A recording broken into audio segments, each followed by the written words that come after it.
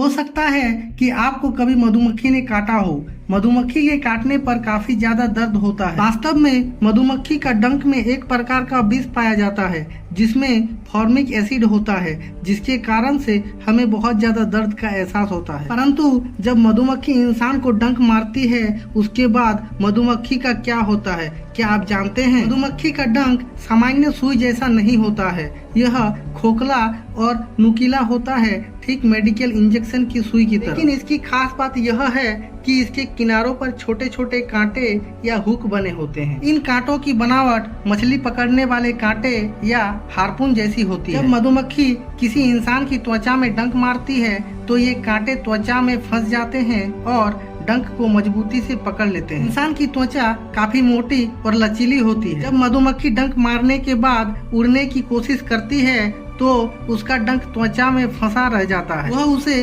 वापस नहीं निकाल पाती। डंक को बाहर खींचने की कोशिश में मधुमक्खी के शरीर का निचला हिस्सा फट जाता है। उसके साथ डंक, जहर की थैली, मांसपेशियां और पेट के कुछ अंदरूनी अंग भी शरीर से अलग हो जाते हैं। यानी मधुमक्खी एक तरह से डंक मारने के बाद अपना ही अंग काट कर पीछे छोड़ देती है। डंक निकलने के दौरान मधुमक्खी के पेट के पिछले हिस्से में बड़ा घाव बन जाता है। यह नुकसान इतना गंभीर होता है कि वो ज्यादा देर तक जीवित नहीं रह पाती। विशेषज्ञों के अनुसार यह कुछ किसी जीव के अत्यधिक खून बहने जैसी स्थिति होती है। हालांकि मधुमक्खी में इंसानों जैसा खून नहीं होता है, लेकिन शरीर के जरूरी तरल पदार्थ और अंगों के बाहर निकल जाने से वो ज्यादा देर तक जीवित नहीं रह पाती है।